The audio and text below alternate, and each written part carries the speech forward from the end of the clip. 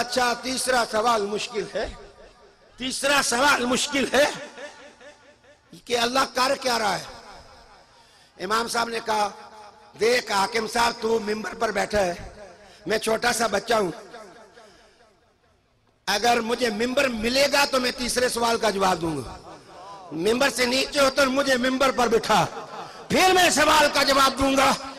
उन्होंने फरमाया कि बात तो सही है, आजा मिंबर पर चढ़ जा।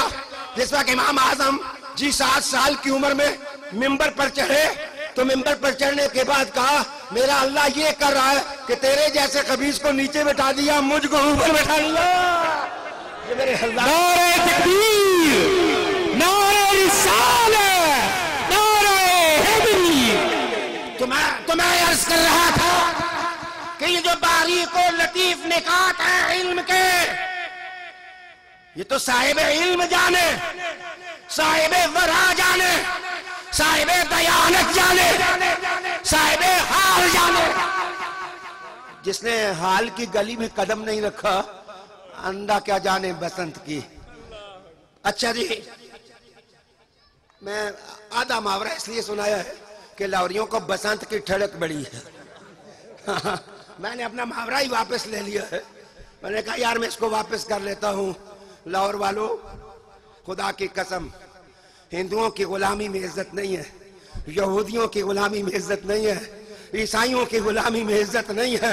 महफिल नात मनाने वालों, जज्बा से जाओ कि हमारी बोटियां कोई काट डालेगा लेकिन हम मुस्तफा का रास्ता नहीं छोड़ेंगे ना। ये हमारा मसलक हयात है, ये हमारा दस्तूर हयात है। हम बिके हुए लोग हैं, बिके हुए। मुझे एक दफा एक साहब कहने लगे कि तेरे 80 रियासतों के वीजे खरे हो सकते हैं अगर तू थोड़ी सी हमारी बात मान ले कि हिंदू, मुस्लिम, सिख, ईसाई सारों का इत्तेहाद हो रहा है, अगर तू मुसलमानों की तरफ से हमारे इत्तेहाद में आ जाए तो बड़े मजे की बात हो। मैंने कहा हम बिके हुए लोग हैं, आपके पास कोई वजीफा है ही नहीं जिससे हमें खरीद ले। उन्होंने कहा आपको किसने खरीदा है? मैंने कहा बमुस्तफा बरसा खेशरा के दिल अमाहोस गरबौला रसीदी तमाम बुलाबिस। मुसलमानों, महफिल नात तुम्हारी गैरत को बेदार करती है, तुम्हारी हमीयत को ललकारती है कि इस वक्त मगरबी इस्तेमाल दीनी अक़दार के साथ खेल रहा है। तुम खलवत जलवत में साबित करो कि कोई माई का लाल है ही नहीं जो मोहम्मद के गुलामों को खरीद सके, कि मोहम्मद से वफा तूने तो हम तेरे हैं, ये क्या चीज है, क्या लाओ कलम तेरे। फत्तबिऊनी, अगर तुम अल्लाह से मोहब्बत करते हो तो मेरी इत्तिबा करो, मेरे कदमों पर कदम रखो, मेरे पीछे चलो। अच्छा, आगे नहीं चलना। ला तुक़द्दिमू बैना यदैल्लाहि व रसूलिही, ला तुक़द्दिमू बैना यदैल्लाहि व रसूलिही। अल्लाह और अल्लाह के रसूल से आगे नहीं जाना। भाई अल्लाह तो नजर ही नहीं आता, फिर अल्लाह से आगे जाने का मतलब क्या? यहां पर अल्लामा कानवी ने बड़ा अच्छा नुक्ता लिखा। उन्होंने, अल्लाह ने अपना नाम तबर्रुक के लिए लिखा और रसूल को जाहिर करके लिखा। वो लोगों जो रसूल से कदम आगे रखेगा वो खुदा से आगे बढ़ने की कोशिश करेगा। ला तुक़द्दिमू बैना यदैल्लाहि व रसूलिही, अल्लाह और अल्लाह के रसूल से आगे न बढ़ो। बुरा नहीं मनाओगे? बुरा तो नहीं मनाओगे? एक बात करो, हाथ खड़ा करो। पहले में लाहौर के लोग नाराज न हो जाए। अब हाथ नीचा करें। ये जो तुम्हारे मुल्क में हुदूद का गवर्नमेंट ने तमाशा बनाया हुआ है कि जी इसको सजा दो, इसको ना दो, हदूदुल्लाह को पायमाल करना, जैसे बुश साहब कहते हैं वैसे ही हुश साहब कहते हैं। हमारी बोली में होश ऊंट को कहते हैं। हाँ जी, जैसे बुश साहब कहते हैं वैसे हुश साहब कहते हैं, और कहते हैं जैसे बटन दबाओगे मैं वैसे वैसे कर दूंगा।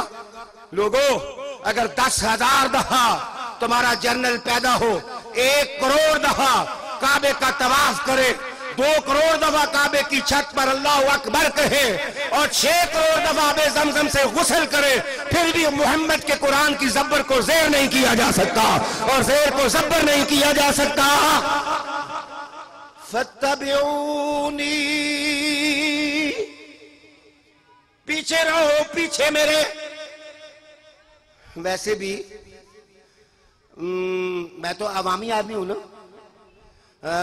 लाहौर जुलूस भी निकले ना तो पहले कायदीन जिस वक्त चलते हैं ना तो जो तेज तेज लड़के हैं वो आगे आगे दौड़ते हैं, आगे से पुलिस जिस वक्त डंडे मारती है ना फिर वो मोड़ के पीछे चले जाते हैं। रब्बे करीम ने कहा मुझसे आगे ना बढ़ना, कहीं डंडे ना पड़ जाए, मेरे पीछे पीछे पड़ो, मैं होले होले धीरे धीरे तो मैं अपने नूर के जलवे में लेकर सीधा जन्नत तक पहुंचा दूंगा ना, और अल्लाह की मारिफत भी मिल जाएगी। इन कुंतुम तुहिब्बून अल्लाह फत्तबिऊनी।